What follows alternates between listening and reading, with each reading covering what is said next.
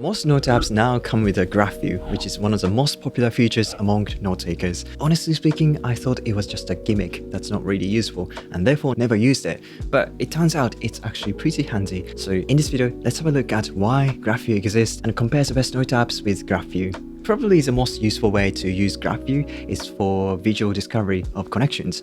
When your node starts to pile up, it gets difficult to keep track of them. What a graph view does is it steps in like a map, helping you figure out where you are and where you need to go with your ideas. It kind of spreads everything out in front of you so you can spot what's connected, what's all alone, or what's starting to form a group. And this big picture perspective makes it way easier to see what's going on than trying to read through each node one by one. It lets you see connections you might miss in traditional lists, like ideas that are indirectly related or sharing a common theme without being directly linked. But still, I find a graph hard to interpret as I make more and more notes. It gets crowded and hard to see anything. So what I like to do is to use filters. They allow you to concentrate on a specific subset of notes, which reduces the distractions. It's like using a magnifying glass to zoom in on the most important or relevant parts of your notes. It helps you cut down on the clutter and look at just the important connections between your notes or focus on a specific topic. Using colors and labels in your filters can help too. They can highlight different categories or types of notes so you can easily see where your ideas are coming from, like separating book notes from meeting notes with different colors. So if you use the graph filters, you can turn a daunting pile of information into an organized, easy to follow map of your thoughts. Now, graph views are also incredibly useful for finding the gaps in your knowledge. As you link your notes and thoughts together, certain areas will naturally cluster, while others are floating like little islands. These isolated notes can signal areas where you might not have fully explored or where you can do more research on.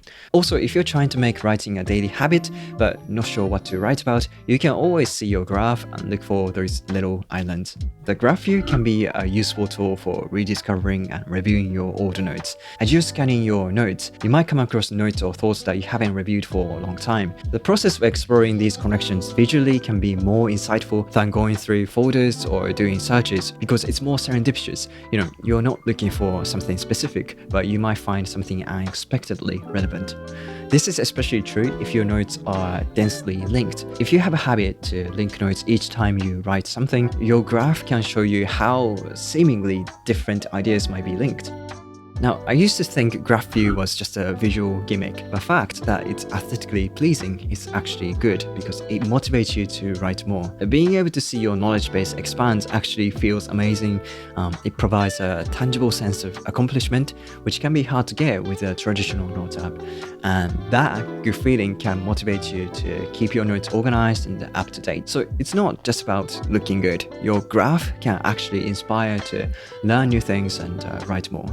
And speaking of good-looking graph, using the graph view can also promote better note-taking practices by encouraging you to connect notes together instead of leaving them isolated, because you want the graph to look nice, but also linking notes will later help you find relevant information. Since the graph view isn't such a new idea anymore, that many note apps come with it. But still, some note apps' graph view is really just a gimmick with no use. So here are the ones that are actually useful. The first one is Capacities. What I like about this app's graph is that it's not just a group of dots like graphs in most note apps. Instead, the dots are different icons depending on the type of note. For example, if the note is about a person, it's a person icon. If it's a location, it's a location emoji. You can actually choose any emoji for the icon of your notes. This makes it much easier to organize and find specific notes quickly because you can identify them based on their icons. It's also really nice to be able to write while looking at the graph in the sidebar. So if you're writing about note-taking methods, for example, you could mention @ note-taking methods in your current note. This will generate a new note in the graph and show you the relevant notes such as atomic note-taking methods, Zettelkasten, and mind mapping. This makes finding information you need effortless and exploring your knowledge base more fun. Now, Amplenote is the one that I actually use every day. They recently introduced their version of graph view.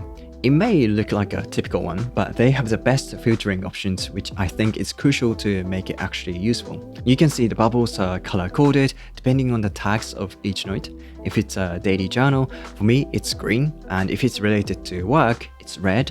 Also, you can add an icon inside the bubbles by adding an emoji at the beginning of a note title. Like in Capacities, this helps identify the type of notes as well as what they're about at a glance. What Amplenote's graph excels at is filtering, so you can remove the noise and focus on a specific subset of notes.